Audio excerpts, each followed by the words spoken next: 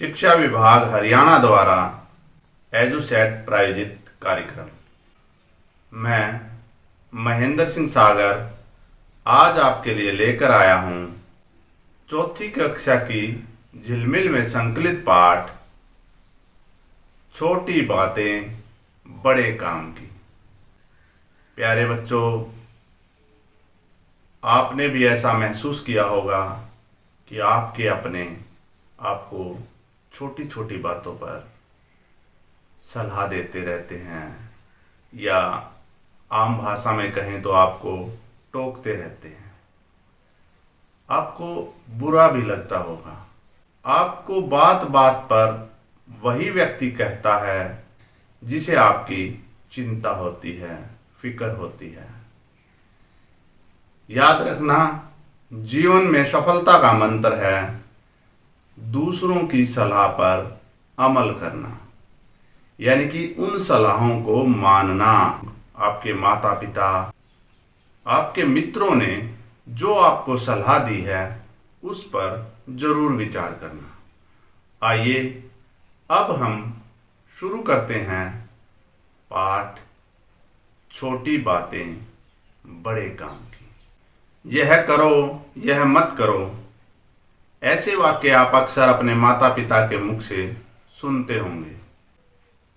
आपको बुरा भी लगा होगा, किंतु दैनिक जीवन में ऐसी बातें हमारे लिए बहुत महत्वपूर्ण होती हैं, जिनका पालन करना समाज व राष्ट्र के लिए अनिवार्य है। इसलिए ये छोटी छोटी बातें बड़े काम की होती हैं। तुम अपनी कक्षा में बैठे हो, अध्यापक महोदय के आने पर तुम उठकर खड़े हो जाते हो और हाथ जोड़कर उनका अभिवादन करते हो। इस प्रकार तुम शिष्टाचार का पालन करते हो। ना कीजिए, जब आप बस में यात्रा कर रहे हैं तो कोई वृद्ध महिला या कोई असहाय व्यक्ति बस में चढ़ता है और पूरी बस खचाखच भरी हुई है, उसे स्थान नहीं मिलता है। वह लोगों का मुंह ताकता है और देखता है किसी पर कोई असर नहीं है, वह भी एक ओर खड़ा हो जाता है। ऐसी स्थिति में आप क्या करेंगे? हमारे पाठ के अंदर जो तरुण है वह अपने स्थान से खड़ा होकर उसने वृद्ध को स्थान दे दिया। क्या आप जानते हैं उसने ऐसा करके क्या किया है? उसने ऐसा करके शिष्टाचार का पालन किया है। हमें वृद्ध, असहाय और जरूरतमंद लोगों की सहायता करनी चाहिए। यह सामान्य शिष्टाचार है। यह बात बहुत छोटी है, लेकिन बड़े काम की बात है कि हमारे घरों में बिजली का प्रयोग खूब होता है। बिजली जाते ही एक कमी सी महसूस होने लगती है। जानते हैं यह बिजली कैसे बनती है? यह बिजली कोयले से बनती है, और कोयले से जो धुआं निकलता है वह वातावरण को प्रदूषित करता है। दूसरा, एक बात और ध्यान दें, हमारे देश में बिजली की कमी है, जिस कारण से यदि हम जिनके पास उपलब्ध बिजली है वे अपनी आवश्यकता से अधिक खर्च करते हैं, तब उन लोगों तक बिजली नहीं पहुंचती है जिन्हें इसकी वास्तव में जरूरत होती है। अब आप समझ गए होंगे, बिजली का दुरुपयोग या बिजली की चोरी करना सही आचरण नहीं है। आपकी थोड़ी सी लापरवाही बिजली के बिल को बढ़ाती है। यदि आप कमरे में नहीं हैं और पंखा चलता छोड़ दिया, वह बिजली किसके लिए खर्च हो रही है? वह हमारी लापरवाही के कारण उन जरूरतमंदों के हिस्से की बिजली खर्च हो रही है जिन्हें इसकी वास्तव में जरूरत थी, और यह लापरवाही हमारे बिजली के बिल को भी बढ़ा रही है। इसलिए बिजली की बचत करनी चाहिए। यदि आप कमरे में नहीं हैं तो लाइट और पंखे बंद हो जाने चाहिए।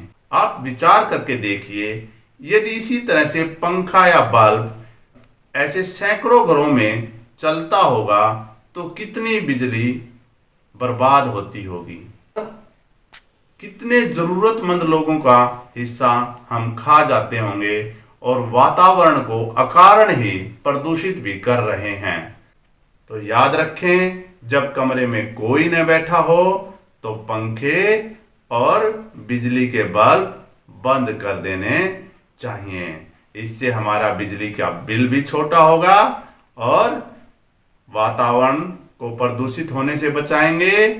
साथ ही हम उन जरूरतमंदों के लिए भी बिजली बचाएंगे जिनको वास्तव में इसकी जरूरत है।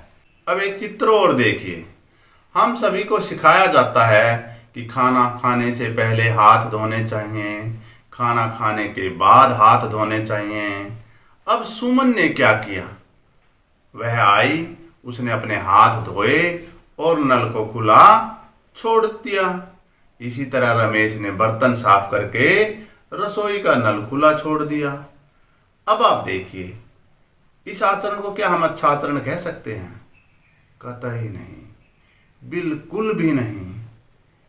अरे पानी की तो एक एक बूंद कीमती है। पानी के बगैर तो जीवन संभव है ही नहीं, और हम उस पानी को बर्बाद कर रहे हैं जो जीवन के लिए इतना उपयोगी है। इसलिए याद रखें, सुमन और रमेश की तरह कभी भी आवश्यकता न होने पर नल को खुला न छोड़ें। हम सबको ऐसी आदत डाल लेनी चाहिए, काम होने के तुरंत बाद नल को बंद कर देना चाहिए ताकि पानी की एक बूंद भी बर्बाद न हो। अब एक दृश्य और देखिए। स्कूल की आधी छुट्टी हो चुकी है। बच्चे छोटी छोटी टोलियों में बैठकर खाना खा रहे हैं। कुछ बच्चों ने खाना खाया, छिलके और कागज के टुकड़े या खाने के जो बचे हुए अंश थे उन्हें कूड़ेदान में न डालकर अपने डेस्क के नीचे ही सरका दिया। क्या यह आचरण सही है? नहीं, बिल्कुल सही फरमाया आपने। यह आचरण किसी भी नजरिए से सही नहीं है। हमें कूड़ा हमेशा कूड़ेदान में ही डालना चाहिए। गंदगी को फैलने से रोककर आवश्यकता न होने पर बिजली और पानी के नल को बंद करके हम अपना अपना भला नहीं कर रहे हैं, पूरे समाज के लिए संसाधनों की बचत करके एक तरह से हम देश और संसार का भला कर रहे हैं। मानवीय स्वभाव है कि वह बचपन में जैसा सीखता है वैसा ही व्यवहार करता है। इसलिए हमें प्रयास करना चाहिए कि बच्चों को बचपन में ही अच्छे संस्कार देने चाहिए। आप बच्चों की भी यह जिम्मेदारी है कि वे अच्छी बातों को ग्रहण करें। इसके साथ वे अपने साथियों को भी प्रेरित करें कि वे अच्छा आचरण करें। कि अच्छा आचरण क्या होता है? इतनी देर से हम बता रहे थे कि अच्छा आचरण क्या होता है, तो उन्हीं बातों को एक बार फिर से समझिए। समय का पालन करना, बस पर चढ़ते समय धक्का मुक्की न करना, अपनों से बड़ों का आदर करना, सभ्य भाषा का प्रयोग करना, स्वच्छता का ध्यान रखना, आवश्यकता न होने पर पंखे या बिजली के दूसरे उपकरण, इसके अलावा पानी के नल इत्यादि को बंद कर देना, कूड़े को हमेशा कूड़ेदान में डालना, कुछ ऐसे आचरण हैं जो बच्चों को सभ्य नागरिक बनाते हैं। हमारा ये परम कर्तव्य है कि समाज और राष्ट्र की भलाई के लिए हमें अच्छा आचरण अपनाना चाहिए। आइए अब पाठ में प्रयुक्त कुछ कठिन शब्दों पर चर्चा करते हैं। अपेक्षा, अपेक्षा होती है उम्मीद, किसी से आस लगाना, किसी बात की उम्मीद करना, उसको बोलते हैं अपेक्षा। अभिवादन, अभिवादन होता है नमस्कार, प्रणाम। आचरण, आचरण व्यवहार को कहते हैं कि आप कैसा व्यवहार कर रहे हैं। आपके व्यवहार से किसी को ठेस नहीं लगनी चाहिए, यानी कि आपका आचरण सभ्य होना चाहिए जो दूसरों को अच्छा लगे। दुरुपयोग, दुरुपयोग होता है गलत इस्तेमाल, यानी कि किसी भी चीज का हमें गलत इस्तेमाल नहीं करना चाहिए। जैसे बिजली का भी दुरुपयोग नहीं करना चाहिए, यानी कि आवश्यकता न होने पर बिजली का भी प्रयोग नहीं करनी चाहिए। उसी प्रकार पानी का भी दुरुपयोग नहीं करना चाहिए। कुल मिलाकर यह समझें, किसी भी संसाधन का दुरुपयोग नहीं करना चाहिए। निश्चय, निश्चय होता है पक्का इरादा। निश्चय क्या होता है? पक्का इरादा, दृढ़ निश्चय, कि आपको आज दृढ़ निश्चय कर लेना है कि आप हमेशा अच्छा आचरण करेंगे, ऐसा आचरण करेंगे जिससे दूसरों को खुशी मिले। व्यस्त, व्यस्त होता है कार्य में लगा हुआ। भाई जैसे आप अब पढ़ने में व्यस्त हो, कार्य कर रहे हो, पढ़ने का कार्य है, तो व्यस्त होता है कार्य में लगा हुआ। संकट, संकट होती है मुसीबत।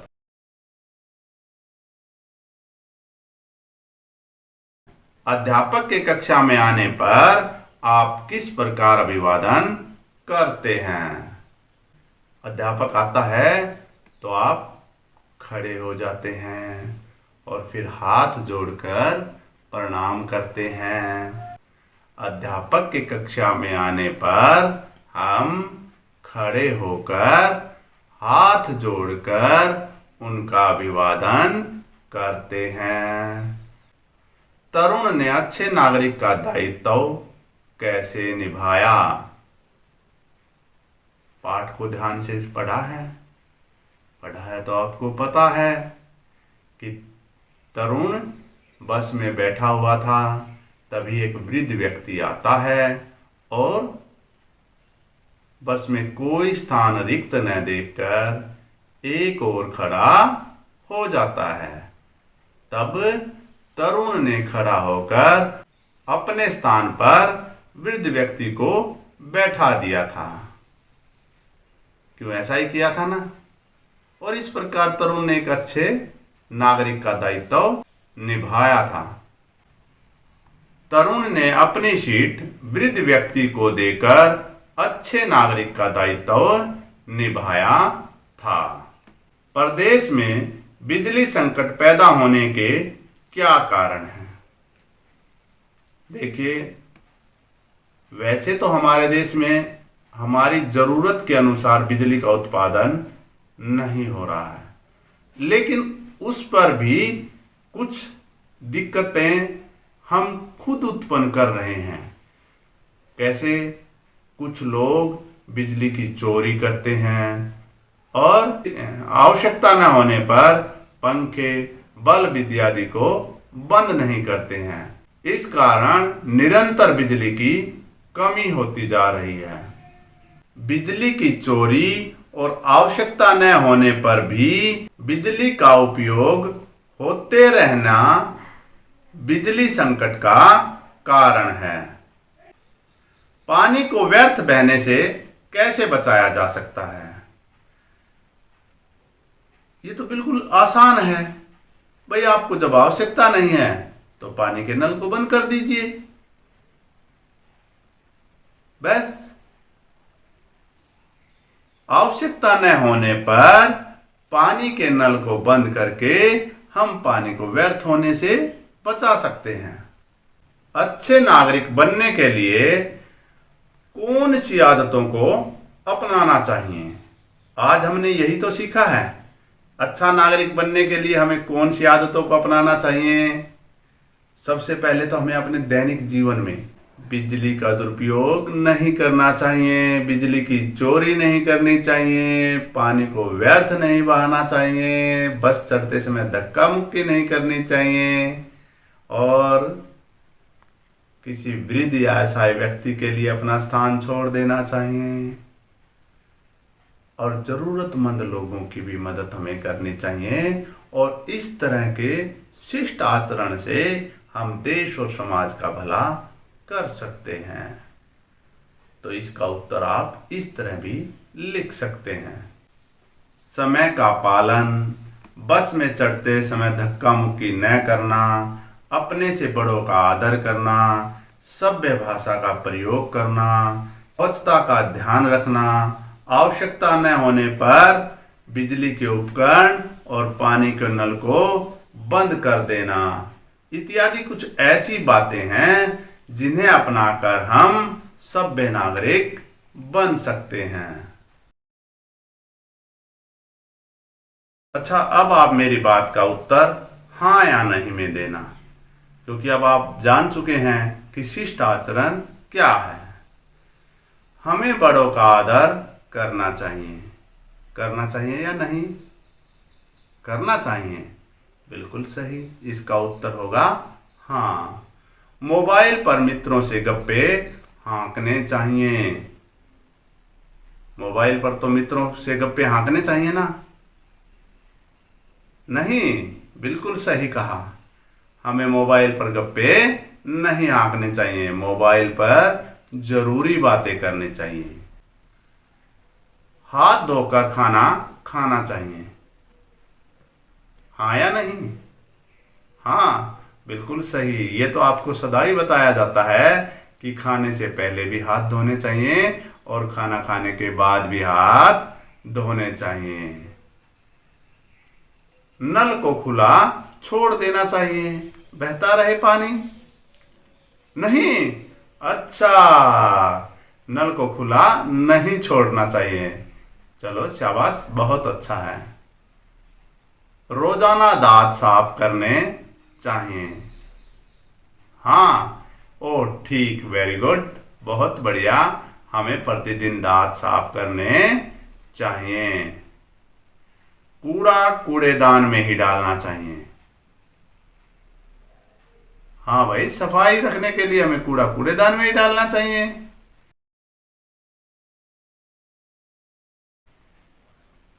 आपकी बात। अब करते हैं आपकी बात। अपने स्कूल व आस पड़ोस को स्वच्छ रखने के लिए आप क्या करते हैं? अपने स्कूल और आस पड़ोस को स्वच्छ रखने के लिए हम कूड़ा नहीं बिखेरते हैं, कूड़ा कूड़ेदान में ही डालते हैं और अपनी गली और आसपास के स्थान की सफाई भी करते हैं। कूड़े को बीनकर एक जगह इकट्ठा कर देते हैं। तो या तो उसे, यदि गांव है तो वहाँ कूड़ा डालने की एक जगह बना रखी हो जिसे कूड़ी कहते हैं, वहाँ डाल कर आते हैं। और यदि शहर है तो नगर परिषद की गाड़ी जो कूड़ा लेने आती है उसमें हम कूड़ा डाल देते हैं। इस प्रकार हम अपने आस पड़ोस को साफ रख सकते हैं। आप अपने घर में पानी व बिजली की बचत कैसे करते हैं? इसके लिए हम आवश्यकता न होने पर पानी के नल को बंद कर देते हैं और बिजली के उपकरणों को भी आवश्यकता न होने पर बंद कर देते हैं। इस प्रकार हम अपने घर में पानी व बिजली की बचत करते हैं। ऐसे ही करते होगे, वैसे ये आपकी बात है, आपको बतानी थी। ऐसा ही करते हो ना?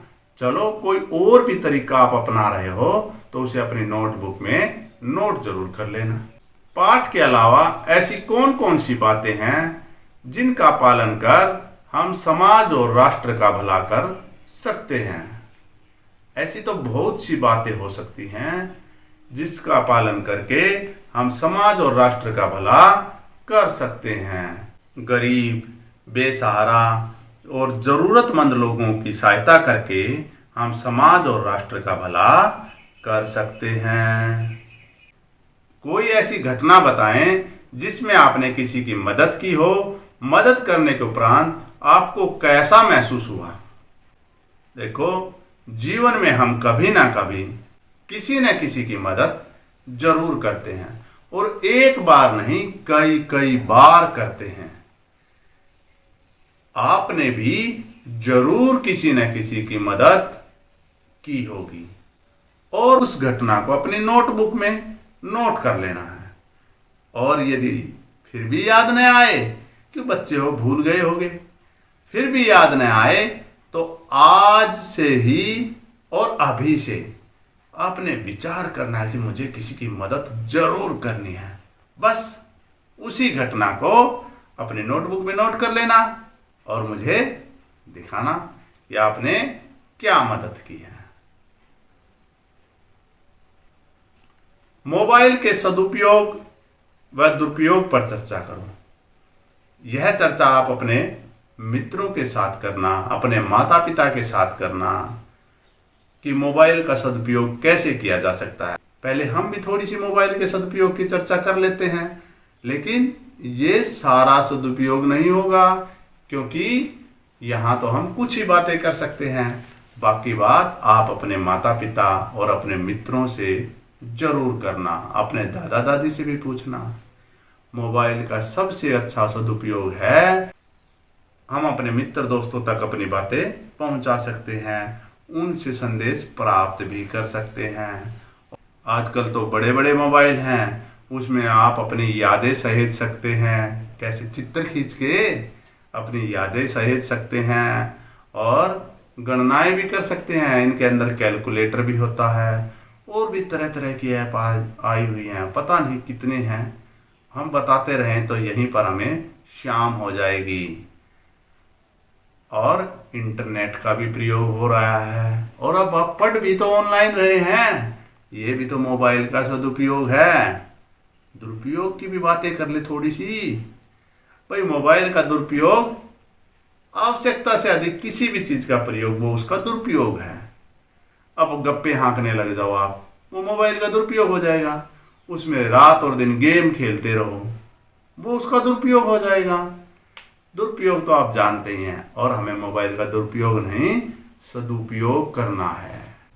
आपके घर में किस बल्ब का प्रयोग किया जाता है, और यह भी पता करें कि बिजली की बचत किस बल्ब से होती है।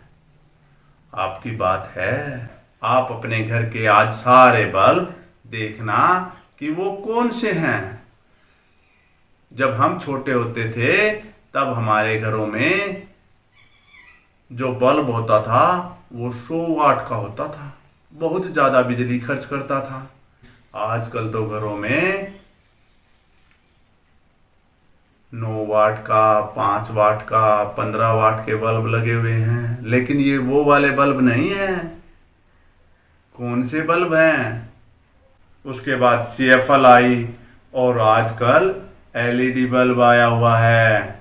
तो आप अपने घरों में देखना कौन सा बल्ब प्रयोग हो रहा है और उसे अपनी नोटबुक में नोट कर लेना। और याद रखना, यदि वो पुराने वाला बल्ब हो, CFL का प्रयोग हो रहा हो, तुरंत बदलने के लिए अपने माता पिता को कहना और उसके स्थान पर LED बल्ब प्रयोग करें। ये बिजली की बहुत ज़्यादा बचत करते हैं। भाषा की बात अब करते हैं। भाषा की बात, शिष्ट अशिष्ट भाषा का प्रयोग नहीं करना चाहिए। ऊपर दिए गए वाक्य में शिष्ट और अशिष्ट एक दूसरे के उल्टा होते हैं। इसी प्रकार नीचे कुछ शब्द दिए गए हैं, उनके उल्टे अर्थ वाले शब्द लिखें। अब नीचे शब्द दे रखा है स्वच्छ, और स्वच्छ का मतलब साफ होता है, और स्वच्छ का उल्टा होगा अस्वच्छ। दुरुपयोग का उल्टा सदुपयोग, और सुख का उल्टा दुख। सुख और दुख जीवन में आने जाने हैं, सुना होगा ऐसा। सभ्य का उल्टा हो गया असभ्य। आदर तो हमें सबका करना चाहिए, लेकिन अनादर किसी का नहीं करना चाहिए। तो आदर का उल्टा हो गया अनादर। शिष्टाचार का पालन करने वाले को शिष्टाचारी कहते हैं। नीचे कुछ वाक्यांशों के लिए एक एक शब्द लिखें। नीचे कुछ वाक्यांश लिखे हुए हैं, उनके लिए हमें एक एक शब्द लिखना है। ईमानदारी से काम करने वाला। ईमानदारी से काम करने वाला कौन होता है? ईमानदार। दूसरों पर उपकार करने वाला, उपकारी। सदा सच बोलने वाला, सत्यवादी। कम बोलने वाला, मितभाषी। बहुत अधिक बोलने वाला। बहुत अधिक बोलने वाले को कहते हैं बातूनी। साथ पढ़ने वाला। साथ तुम्हारे जो पढ़ता है तुम्हारा मित्र, उसे बोलते हैं सहपाठी। साथ काम करने वाला।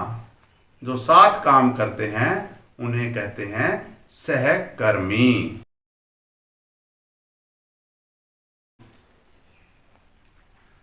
पाठ में नागरिक शब्द का प्रयोग हुआ है, जो नगर के साथ इक लगने से बना है।